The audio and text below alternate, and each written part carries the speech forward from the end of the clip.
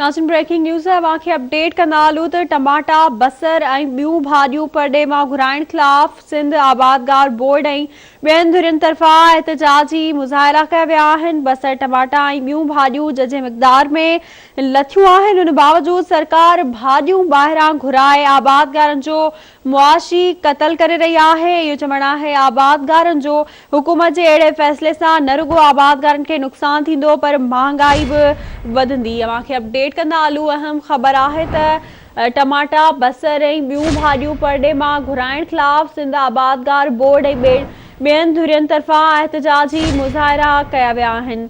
बसर टमाटा ऐं ॿियूं भाॼियूं जंहिं मिक़दार में लथियूं आहिनि उन बावजूद सरकार भाॼियूं ॿाहिरां घुराए रही आहे। आबादगारनि जो चवणु आहे त आबादगारनि जो इन तरीक़े सां मुआशी क़तल कयो पियो वञे। हुकूमत जे अहिड़े फ़ैसिले सां न रुॻो आबादगारनि खे नुक़सान थींदो पर महांगाई बि वधंदी। तफ़सील मालूम कंदासीं आवाज़ टीवी जे सीनियर रिपोर्टर इरफान बुगियो खां। जी इरफान, कहिड़ा अपडेट्स आहिनि?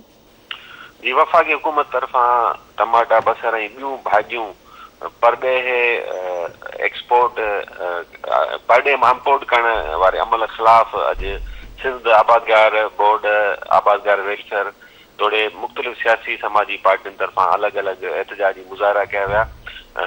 सिंध आबादगार बोर्ड तरफ़ां हिकिड़ी एहतजाजी रैली कढी वई ऐं बाद में प्रेस क्लब जे अॻियां एहतजाजी मुज़ाहिरो कयो वियो जंहिंमें आबादगारनि ऐं मुख़्तलिफ़ सियासी पार्टियुनि जे अॻुवाननि ख़िताब कंदे चयो त वफ़ाक़ी हुकूमत तरफ़ां हिन वक़्तु जॾहिं मुल्क में टमाटो बसर ऐं ॿियूं भाॼियूं वॾी मिक़दार में मौजूदु आहिनि परॾे मां घुराए आबादगारनि जो मुआशी क़तलेआम कयो पियो वञे जंहिं अमल जी हू सख़्तु मज़म्मत कनि था।